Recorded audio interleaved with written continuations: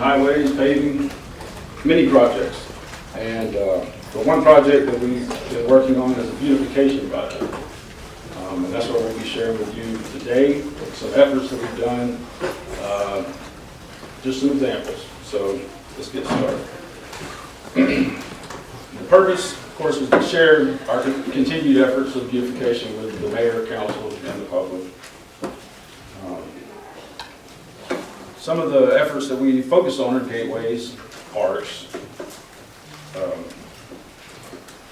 playgrounds, crosswalk medians, and citizen engagement. We'll see some examples of those.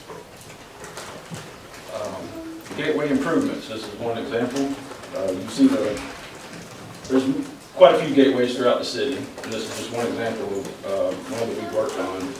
We've cut back the vegetation, trimmed it up, added some mulch, and replaced some damaged veneer that was on the sign itself. There's a park, Alexander East, by the roundabout. You have a fence panel that was damaged, and there was other sections that were damaged also. And we saw this as an opportunity to replace the damaged sections with the cross-buck fence that we like so much in the city. So that was one way of utilizing it. This is the disc golf parking lot near the roundabout also.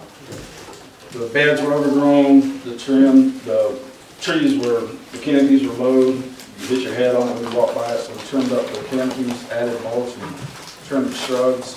It looks a lot better. This is Alexander East along 42. You have a damaged fence section panel, an old chain link fence that fell in. We saw this as an opportunity also, again, to use crossbuck fence. Alexander East, there's a walking trail, and this is probably my first time walking the walking trail when I came across the bridge right there. In the first picture, you can't even see the bridge.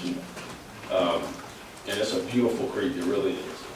We cleared out the vegetation along the bridge so it's not so scary looking.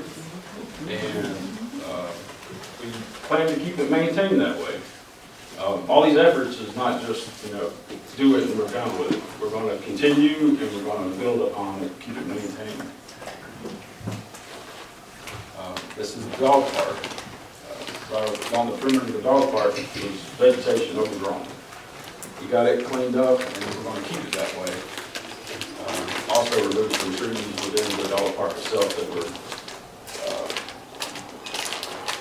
damaged and needed to be removed for safety purposes.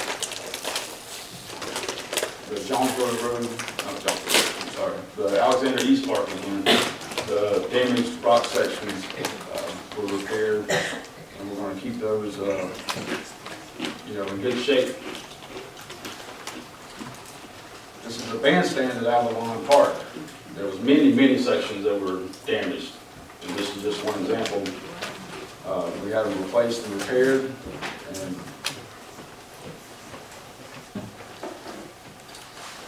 this is at Hope Park next to the Boy Scout property. There's an old split rail fence that was in need of repair, and we saw it as an opportunity again to use the crossbuck fence, try to incorporate it in different areas in the city and tie it all together. Hope Park again, pavilion. There was some needed side. We had some tree stumps ground down and leveled out, and some dirt brought in, and some sod put in there, and it's actually doing very well, and it looks really good. This was earlier in the spring, late winter when this was done. We've had our playgrounds inspected. Every one of our playgrounds have been inspected for safety. And I'm not sure if it was ever done before. But now, all of them were inspected and all the repairs that were recommended have been completed. There are some few other items that need to be done, but that's not the safety concern from that standpoint. These are just samples of inspection reports. crosswalk median maintenance. I'm not sure what to call this, but this is what we ended up calling it. A lot of the crosswalk median concrete structures, when you're driving through the city, if you're sitting in traffic at a red light, you're stopping, you're just looking around, you'll see, not in the city anymore, but there was just vegetation growing, litter, debris, and we developed a program, identified over 40 areas, and mapped them out, and started off one by one and got them all cleaned up. And it's a continuation, you know, you have to do it all the time. Some of them are worse than others, some of them get dirtier quicker. But here's another example of before and after. And the mayor brought it to my attention on the crosswalk medians, and I got to thinking about it, like, really? Well, once you brought it up, I noticed it more, and it started to really bother me. And I don't live in the city, but I live outside the city, and I drive through the city, you know, my kids' schools, and I started sharing about the program that we're doing with my kids, or with the city, with the crosswalks. I was sharing it with the kids, and they were tired of hearing about it. But I'll catch myself, we're sitting at a red light somewhere outside the city again, and I'm pointing to something, the vegetation in the trash, and the kids are already like, yeah, I know, Dad, I can see. So it's just fun. And it's a lot of work, but it's definitely worth it. See Quick Fix. If y'all don't use this, I encourage y'all to use this. This is a QR code that if you take a picture of it, you'll get a link to the reporting areas in the reporting agencies in our area. And be sure to click on the City of McDonough one and use that whenever possible to report litter, code enforcement issues. There's some examples of abandoned vehicles, illegal dumping, potholes, sidewalks, dead animals, drainage, flooding. This is a real good tool to get the message to us quickly and document, you know, how many complaints we get in a certain area regarding certain issues. And this is a report that we can print out. And as you see, this was for last year. We had 52 litter issues reported, 47 potholes, tall grass and weeds, 17. So you start to establish a historical database on issues and trends in certain areas. We can look at it on a map also. So yeah, please use that. If you need any help using it, please let me know. After the presentation, we can talk about it. And that is it. Do y'all have any questions? Because what his department does are things that you can visibly see very readily, and you can see the positive impact that beautification can have on this great city. My department is community development, and we do all the permitting, zoning, the comprehensive plan, code enforcement. And so a lot of times at our meetings, people are coming to complain about the growth and development. It is our goal to maintain the small town feel, but we also have to realize that growth is coming, it's going to happen, and we have to plan for it. So we actually do a plan, and it's called a long-range plan. It's looking, where do we want to be in 20 years, and how do we accommodate the growth that's actually coming to this city? So I'm going to talk to you a little bit. We did a comprehensive plan update that was adopted in August of 2023, and we did have public participation. We did hear from the community about what it was they desire for this city, and we're continuing to work toward that. So my purpose today is really to give you a high-level idea about comprehensive planning and where the city is going, but also to make sure you understand that every parcel in this city has a zoning district under it. It has regulations under it. And so everyone has property rights related to their property. And so we want to make sure at a lunch and learn that you guys walk away with at least one thing from the learning aspect of this. So we will proceed on. John Piones has that show about what would you do. And so I like the show concept. And so we were talking, I was really going to do a different presentation, and we were talking about doing code enforcement, but on the social media, everybody was asking the questions, what's being built there? So I thought it would be helpful if you guys actually go through this exercise, and we're going to answer some of those questions for you on how you would know what's going to be built there. So when you see these signs out on the road, what do you do? What do you do? What do you say to yourself? Something is coming. What do you say? I wonder what that's for. I wonder what that's for. Any other thing? When you see these signs, what else? Do anyone have any other comments? There goes the trees. There goes the trees. That was a comment definitely that we saw. There goes the trees. One of the things that's interesting about when you see these signs, it does mean exactly those things. And so rather than driving on by it and just assuming what's going to happen, you should actually call the community development department and say, I saw a sign, it was blue. What does that mean? I saw an orange sign. Are they getting ready to build something at such and such? There is an opportunity throughout our process. That means you have an opportunity to come and tell us and the elected officials what your thoughts are about that project. Okay? You have an opportunity to come. So when you see the sign, you should call, you should get as much information as you can, and come and participate in the process. But that sign does mean something is getting ready to happen. And when you see this image here, I know you're saying, there goes all the trees. What I like to remind people is that previously, most likely, if you live in a subdivision, your subdivision was covered with trees as well. And because of the development, you now have a house to live in. There were trees on that property, and it was cleared, and then the code requires us to plant so many trees back on those properties, and you've been living in the subdivision, and now your trees are up and healthy, but it wasn't always like that. The people that was on the farm across the street from that parcel was enjoying looking at trees on that land, and all of a sudden the bulldozers came and cleared the land. So those residents weren't happy, just like when you see the bulldozers, you're not happy either.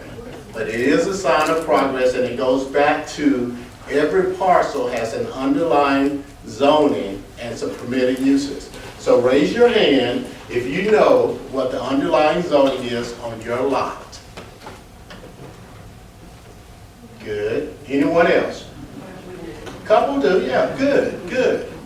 So, like I said, if you walk away with one thing today, hopefully you can take that and use that. But every one of you at one time, at least every parcel has a zoning on it. So if you have a single family house on your lot today, you really have the option to tear down the house and build, if you got a one-story ranch, you could actually build a 3-story house up to 35 feet. You can do the contemporary design, the modern houses. You can tear that house down and build another house. There's nothing your neighbors could say. You have a property right to build back a new house on your lot if you want. Okay? And a developer, for instance, along Jonesboro Highway, that may have, your zoning is probably residential something. The zoning usually along the Jonesboro highways might be C1 or C2 or C3, highway commercial.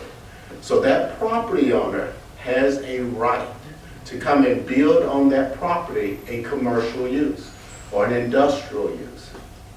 Every part of the city has a different zoning and comprehensive plan designation. So a little bit about it. We did some research, or actually you can Google it as well, with the Atlanta Regional Commission. And we was looking at the forecast for population for the Atlanta Metro. Everybody knows it's just growing leaps and bounds. Everybody knows we don't want to be a city of Atlanta. But we have to acknowledge what the numbers are. And so population, when I looked at the maps and the numbers and the projections, it said that a significant amount of growth was going to come to Henry County. So a lot of times we want to put up a barricade and stuff and say, don't come, no more traffic, we don't want any more subdivisions, the roads are congested already, but the numbers are there. So what we have to do is to plan for it and say, what's the best location for it to go? And so that's what we try to do all the time, is to plan. This is an image that I love, because when you look at it, it's beautiful to look at. But before you do anything, you have to plan where you want to go and how you're going to get there. You have to think about for the people to walk, the bicycles, the roadways, the parking, where the vistas and views are, to look at the waterfront or the stream or lakes and so forth. Someone had to have a blueprint of how to get there. And that's what your comprehensive plan is. It has different designations that say what we want to have in what parts of the city. That plan has all these elements, looking at some kind of transportation, protecting single-family housing, trying to know where collaboration can occur, how do we do growth management. We went through this exercise, and most people don't come out for the comprehensive plan discussion about the vision for what the city wants to look like in 20 years. So I encourage you to start doing that. And we came up with general categories: estate residential, subdivision, downtown, activity center. The development in plans for South Point is totally different than what we have on other areas of the county, of the city. And so, but the plan says what we hope to happen. So here we are with zoning. Zoning is the regulatory tool that says what you can build on your lot or any lot you purchase. And so that's what we go by, as Title 17, and so that's what the staff uses. There's single-family districts, multi-family districts, there's office and institution, there's your industrial. And so we have areas of this city that are employment centers where we want those industries and businesses to go. But what's most important is that each of you have an opportunity to participate in it. If a person has a zoning district and they want to change it, that's when you see those signs up. If they have a district and they want to vary from what the code says, that's when you see the blue signs up. And so the customer has a right to come in, if you're the property owner, and ask us and say, I want to change it. Then we have a meeting with them and say, we think you can do it, you have to do this, or we say, we don't think it's going to be supported. You should go talk with the neighborhood association, talk with your district council person before you file. They file, and then we accept it, but we have requirements as well. We'll do a staff analysis, write it up, and we make recommendations. And this is what a zoning map looks like and a future land use map. We have this information in our offices. We will gladly come to any of your neighborhood associations and talk about one-on-one what planning and zoning means, what's going to happen in and around your neighborhood in case you're interested, what is your underlying zoning for your property, and so forth. But again, what happens in our process is we have several opportunities for the public to participate. The zoning laws require us to put an ad in the newspaper. We post the agendas on our website. We put the signs out there on the properties, and then we go through our process. If you're asking for a variance, you're saying I can't meet the front yard setbacks, there's a citizen board that actually makes that decision. And we allow you as members that live around there to come and say we support it, we don't support it. With the planning commission meetings for rezonings, they have a workshop, then the city council has a workshop. You're more than welcome to come to those meetings and say you support it or you don't support it. Then it goes back, if you can't make either one of those meetings, it goes back to the planning commission again in a public hearing. So you can come at that time and also say whether or not you support or not support those items. But the planning commission's recommendation are simply advisory. The decision is actually made by the mayor and council. So you have 4 opportunities to come and say whether or not you support or do not support the changes in zoning or land use amendments. Those appointed bodies have the opportunity to approve it They can deny it, they can defer it, or they can approve it with some conditions that they feel will make it better. So again, the whole process, so when you see it saying what's being built there, there's an opportunity for you to find out what actually is being built there. But after something is rezoned, that's not the very end. We still have additional regulations where my staff actually looks at the drawings and makes sure that they're meeting the setbacks, that they have the landscape plan submitted, that they have a buffer. We make sure that everything is in place before we issue a certificate of occupancy. We check the framing, we check the roof, we check the plumbing, the electricity, all of that. And we have to sign off on it before a person can occupy those spaces. So once the zoning is done, sometimes we even ask for a sewer capacity study, a traffic study, and so forth before it's all done. So just because the zoning is done doesn't mean that they can do anything. We still have rules and regulations of what they have to comply with. So there's the zoning process, there's the land development process for all the curbing and gutters, the streets, the water lines, the utility lines, and then we have the building inspection process where we make sure once they start going vertical that they meet all the requirements of the code. So now hopefully when you drive by those things, you do know when you see the construction that something is getting ready to happen. You're more than welcome to call us and say what's going on at the corner of X and X and get information on it. You're more than welcome to look on the city's website, know when those public work sessions are occurring, when the meetings are occurring, and you're more than welcome to come and give input as to whether or not you think this is going to be good for the city overall. So hopefully again you learned a little bit about planning and zoning, and it was my pleasure to bring that to you.